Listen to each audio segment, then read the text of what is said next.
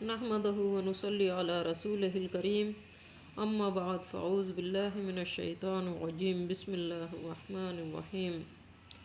سرکار مدینہ راحت قلب وسینہ صاحب معطر پسینہ صلی اللہ تعالیٰ علیہ وسلم کا فرمان عافیت نشان ہے، اے لوگو بے شک بروز قیامت اس کی دہشت اور حساب کتاب سے جلد نجات پانے والا شخص وہ ہوگا جس نے تم میں سے مجھ پر دنیا کے اندر بکثرت درود شریف پڑھے ہوں گے۔ صلو علی الحبیب صلی اللہ تعالی علی محمد۔ او کصیب من السماء فیہ ظلمات ورعد وبرق یجعلون اصابعهم فی آذانهم من الصواعق حذار الموت واللہ محیط بالکافرین۔ یا آسمانی برسات کی طرح جس میں اندھیریاں اور گرج اور بجلی ہو، موت سے ڈر کر کڑاکے کی وجہ سے اپنی انگلی اپنے کانوں میں ڈال لیتے ہیں، اور اللہ تعالیٰ کافروں کو گھیرنے والا ہے۔ یقاد البرق یخطف ابصارهم کلما اضاء لهم مشوا فیہ واذا اظلم علیہم قاموا ولو شاء اللہ لذہب بسمعهم وابصارهم ان اللہ علی کل شیء قدیر۔ قریب ہے کہ بجلی ان کی آنکھیں اچک لے جائے، جب ان کے لیے روشنی کرتی ہے تو اس میں چلتے پھرتے ہیں، اور جب ان پر اندھیرا کرتی ہے تو کھڑے ہو جاتے ہیں۔ اور اگر اللہ تعالیٰ چاہے تو ان کے کانوں اور آنکھوں کو بیکار کر دے، یقیناً اللہ تعالیٰ ہر چیز پر قدرت رکھنے والا ہے۔ حضرت عبداللہ بن مسعود رضی اللہ تعالیٰ عنہ اور دیگر صحابہ رضی اللہ تعالیٰ عنہ نے اس کا مطلب یہ بیان فرمایا ہے کہ نبی صلی اللہ علیہ وسلم جب مدینہ تشریف لائے تو کچھ لوگ مسلمان ہو گئے، لیکن پھر جلدی ہی منافق ہو گئے۔ ان کی مثال اس شخص کی سی ہے جو اندھیرے میں تھا، اس نے روشنی جلائی جس سے اس کا ماحول روشن ہو گیا، اور مفید اور نقصان وہ چیزیں ہیں اس پر وضع ہو گئیں، دناتن وہ روشنی بجھ گئی اور وہ حسب سابق تاریکیوں میں گر گیا۔ یہی حال منافقین کا تھا، پہلے وہ شرک کی تاریکی میں تھے، مسلمان ہوئے تو روشنی میں آ گئے، حلال و حرام اور خیر و شر کو پہچان گئے، پھر وہ دوبارہ کفر و نفاق کی طرف لوٹ گئے تو ساری روشنی جاتی رہی۔ یہ منافقین کے ایک دوسرے گردہ کا ذکر ہے جس پر کبھی حق وضع ہوتا ہے اور کبھی اس کی بابت وہ ریب و شک میں مبتلا ہو جاتے ہیں۔ بس ان کے دل ریب و ترود میں اس بارش کی طرح ہیں جو اندھیروں، شکوک، کفر اور نفاق میں اترتی ہے۔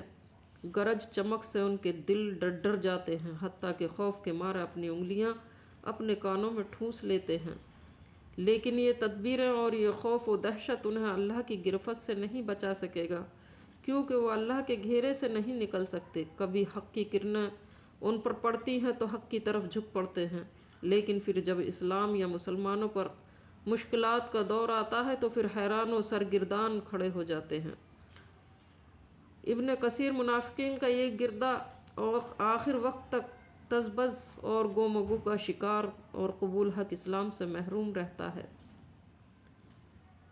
یا ایھا الناس اعبدوا ربکم الذی خلقکم والذین من قبلکم لعلکم تتقون۔ اے لوگو اپنے اس رب کی عبادت کرو جس نے تمہیں اور تم سے پہلے کے لوگوں کو پیدا کیا، یہی تمہارا بچاؤ ہے۔ الذی جعل لکم الارض فراشا والسماء بناء وانزل من السماء ماء فاخرج به من الثمرات رزقا لکم فلا تجعلوا للہ اندادا وانتم تعلمون۔ جس نے تمہارے لیے زمین کو فرش اور آسمان کو چھت بنایا، اور آسمان سے پانی اتار کر اس سے پھل پیدا کر کے تمہیں روزی دی، خبردار باوجود جاننے کے اللہ کے شریک مقرر نہ کرو۔ وَإِن كُنتُمْ فِي رَيْبٍ مِّمَّا نَزَّلْنَا عَلَىٰ عَبْدِنَا فَأْتُوا بِسُورَةٍ مِّن مِّثْلِهِ وَادْعُوا شُهَدَاءَكُم مِّن دُونِ اللَّهِ إِن كُنتُمْ صَادِقِينَ۔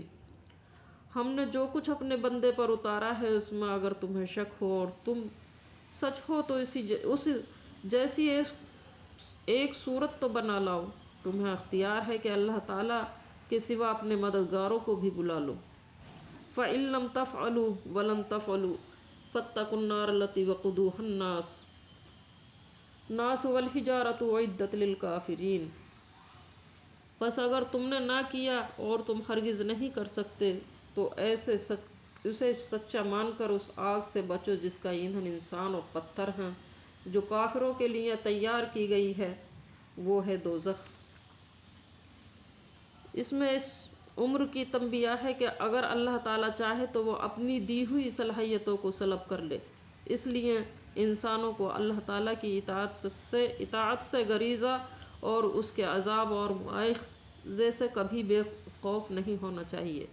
ہدایت اور ضلالت کے اعتبار سے انسانوں کے 3 گروہوں کے تذکرے کے بعد اللہ تعالیٰ کی وحدانیت اور اس کی عبادت کی دعوت تمام انسانوں کو دی جا رہی ہے۔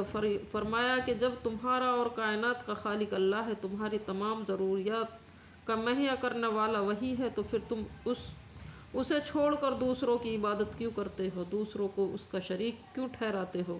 اگر تم عذاب خداوندی سے بچنا چاہتے ہو تو اس کا صرف ایک ہی طریقہ ہے کہ اللہ کو ایک مانو اور صرف اس کی عبادت کرو۔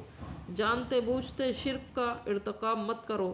توحید کے بعد اب رسالت کا اسباب فرمایا جا رہا ہے کہ ہم نے اپنے بندے پر جو کتاب نازل فرمائی ہے اس کی منزل میں من اللہ ہونے میں اگر تمہیں شک ہے تو تم اپنے تمام حمایتیوں کو ساتھ ملا کر اس جیسی ایک ہی صورت بنا کر دکھا دو، اور اگر ایسا نہیں کر سکتے تو تمہیں سمجھ لینا چاہیے کہ واقعی یہ کلام کسی انسان کی کاوش نہیں ہے، کلام الہی ہے، اور ہم پر اور رسالت محمدیہ پر ایمان لا کر جہنم کی آگ سے بچنے کی صحیح کرنی چاہیے جو کافروں کے لیے ہی تیار کی گئی ہے۔ یہ قرآن کریم کی صداقت کی ایک اور واضح دلیل ہے کہ عرب و عجم کے تمام کافروں کو چیلنج دیا گیا لیکن وہ آج تک اس کا جواب دینے سے قاصر ہیں اور یقیناً قیامت تک قاصر رہیں گے۔